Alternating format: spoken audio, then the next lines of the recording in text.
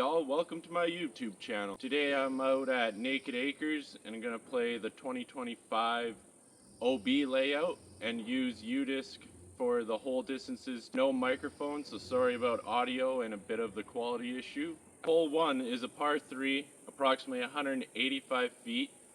Typically for me, I play a forehand that will bend around and hook back up because the basket is tucked behind those trees.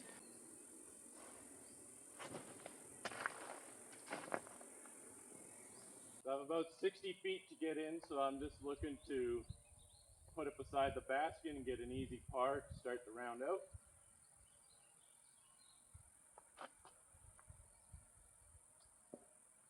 That wasn't at all what I want. Next up is hole 2, a 220-foot par 3, straight tunnel shot.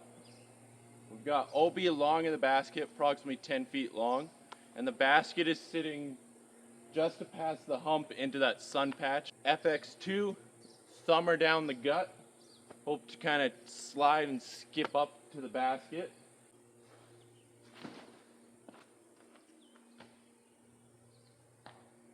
Hole 2 is my thumber hole. That's a birdie. Hole 3, 135 feet approximately. Plays closer to 185 maybe. And that, it's definitely uphill quite a bit. The camera's not going to show. And that, the basket is tucked up to the very top. I'm going to throw an FX2 on a thumber, and try to flare skip it up to the flat part of the green.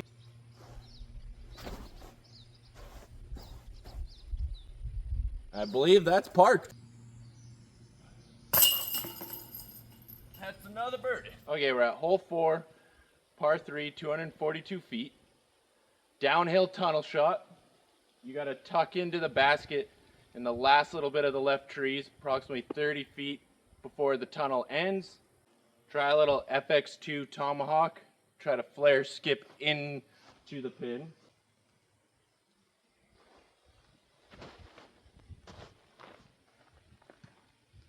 I did put myself behind trees, pretty common thing for me to do.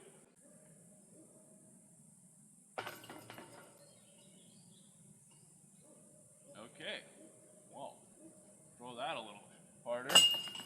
Hole 5, another par 3, 117 feet, just nice little short guy. The trick is though, this whole fence line is OB all the way up to the basket, and there's OB behind the basket. I'm gonna throw a bird.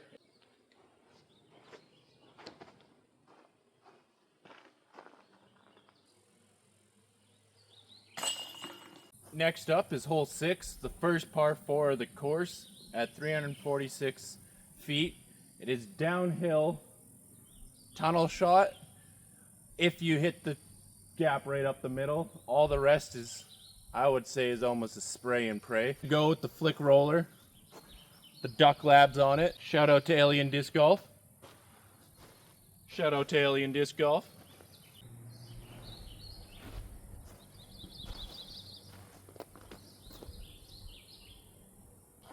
That got down there. It was a little fast, so I'm a little worried that it might be at the bottom of the valley. So we got a nice eagle look. Luckily my ducks grabbed the stairs. Otherwise I believe that shot was going, or roller I guess, was going into the valley. Happy it stopped right here.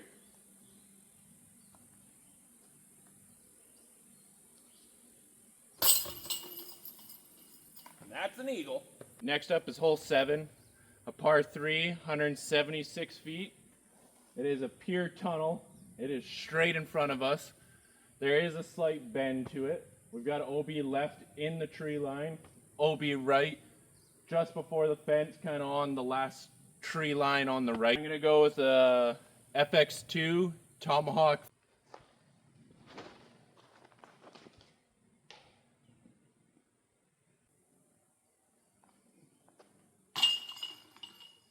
Let's go. Hole 8, another par 3, 276 feet.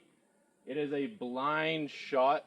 The basket's kind of up on an island near their gardens. It's not an OB island or anything, just kind of up on a nice little island, as I like to call it.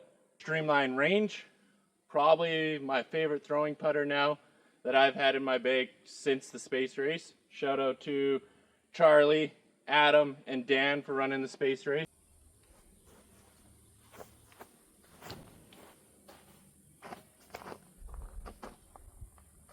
Well, I guess I just found a new route between the trees. Wow. Hole 9, another par 3, 166 feet. It's short, but it's very technical. Quite a bit uphill. The basket is on a rock pyramid. Makes every putt, regardless if you're within 5 feet, very scary. Grab these ducks and throw my splice nice and hard out flat and just let it naturally work back in to the basket.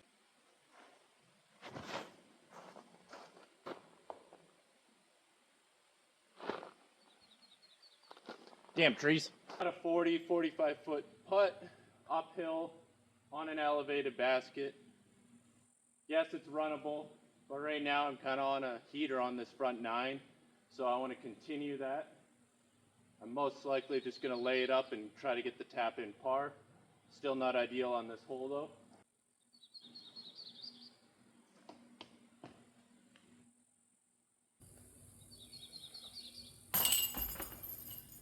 Tap in par. That is the front 9. We are now 7 down through 9, which is actually a really hot score. The average here is only like +5. So let's go get that new record. Hole 10, 184 feet, par 3. Probably one of the most unique holes. It's essentially just a major downhill putt. You just spin it and let it fly. Normally I go with a streamline range here. Today I'm going to try a berg.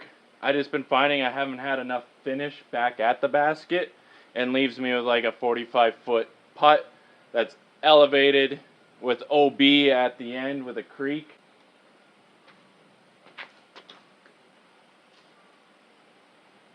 Well, I'm down there, but it's not really in any form of a good spot. I'm gonna have to lay up.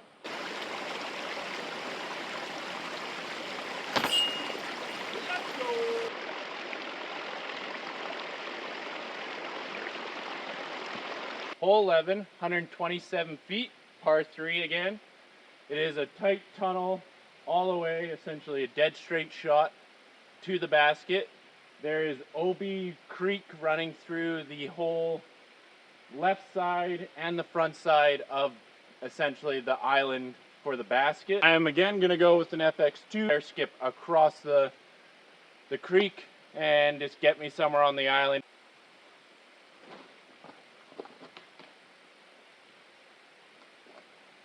Hit the garden tree, but I'm safe. I don't think the birdie's worth it. We'll put a little anti-putt on it and see.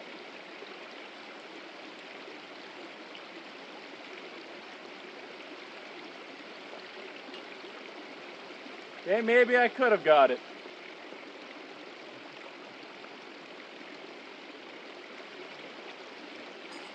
Hole 12, 90 feet. Short little guy, but it is a par 3 that is very unforgiving. It has lots of roll-away potential as it is very steep incline. We've got OB flakes that go all this way. Cut back up the next path and follow the basket all the way up. Landing zone is either on a 6-foot path on the lower side, 6-foot path on the top side. I like to throw the splice on a thumber. I almost call it like a panless thumber. I essentially just throw it and it doesn't do much panning at all. I just want it to land on the upper shelf on its backside.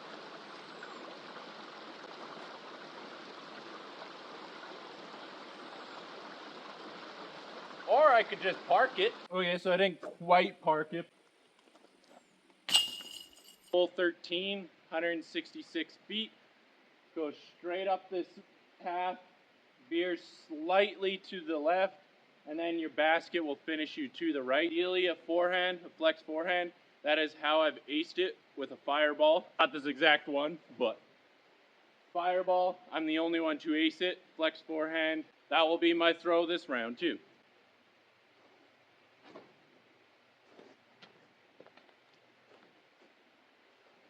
Not enough height, but it's up there on top of the road. Skipped up on the road a little bit farther than I thought, so I do have a birdie look.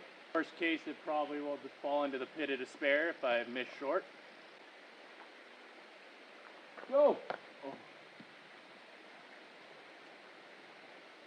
Down to the pit of despair. Now you get casual relief here on any of these like hills, going down into banks, any danger, taking a little step back to keep me out of that probably 5-foot hole. Hole 14, 216 feet. It's another par 3, completely blind, unique shot. Where you're going to throw right out one of these two gaps above all the trees, back down into the valley. The basket's at the bottom. It is almost straight ahead in front of these trees here. That's the best way I could explain it. I have my beat-in roach. And shout out to my grandparents out at Fallow Ridge. They gave me this when I originally started, and it has never left my bag. Multiple aces, everything. It's one of my favorite throwing putters.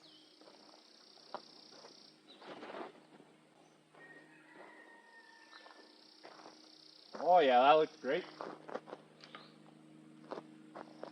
I hit some sort of tree, which either means I'm behind the basket because it went far enough, and some are up on the hill.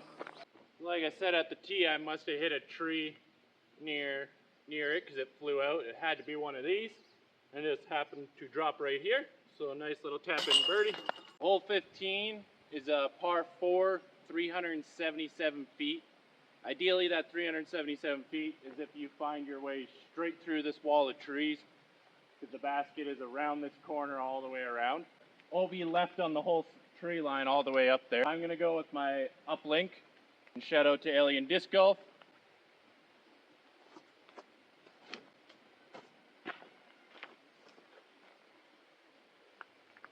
Perfect. In the middle of the fairway. Didn't go crazy far. The basket is right behind those white birch. I have a very awkward flex shot almost to get around those birch. But we'll see what happens using my soft proton deflector.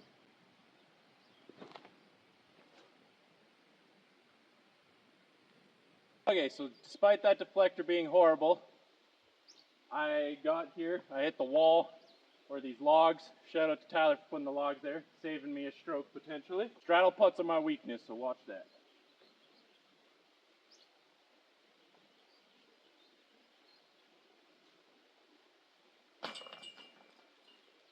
Ugly. Hole 16, another par 4, recently changed to a par 4. It's 183 feet, thrown across a whole ravine. It's OB until you get to the other side. If not, there's the drop zone. I'm gonna go with a fireball, I believe. So ideally, I'm gonna try either a fireball or an FX2.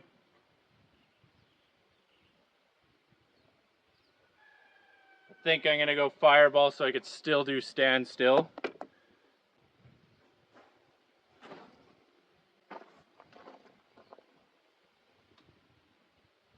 It's across, it hit the wall, so I should be safe if it didn't roll.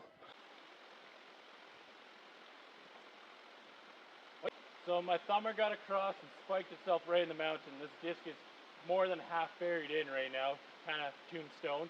An eagle look, just like that.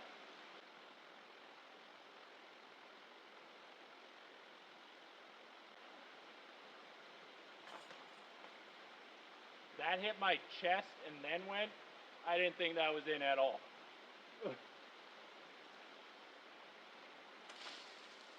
Hole 17, 233 feet, par 3, commonly is a turnover. That is my play lately. I used to be huge on just thumbering this and have it skip kind of up into the green, but this is very tight off the tee. These trees are very, very well placed. I'm going to backhand with my uplink. Shout out to Alien Disc Golf. Side of the middle tree right in front of the car. You want to try to hit it just on the left side. Well, not hit the tree, but hit the gap. Just let that thing work off the trees in the back toward the pin.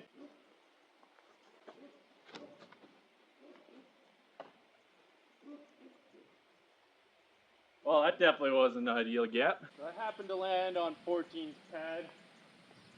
Makes it a little awkward because I'm on a step here, but should be an easy layup. Just let it glide in there on some anise.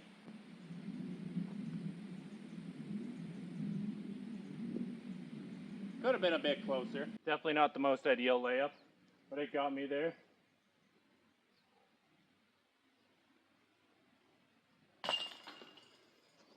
Well, we've made it to hole 18. Definitely last but not least. 263 feet, dead straight through these trees. The pin is sitting right on the edge just before the driveway, so if you go a little long, you will be in the driveway, potentially down in the little parking lot. Ideally, most people go out to the right hyzer. That's not my style. I just simply grab my FX2, throw a thumber over everything, and let it crash right at the basket. Shout out to Thumber Nation for turning me on to FX2s.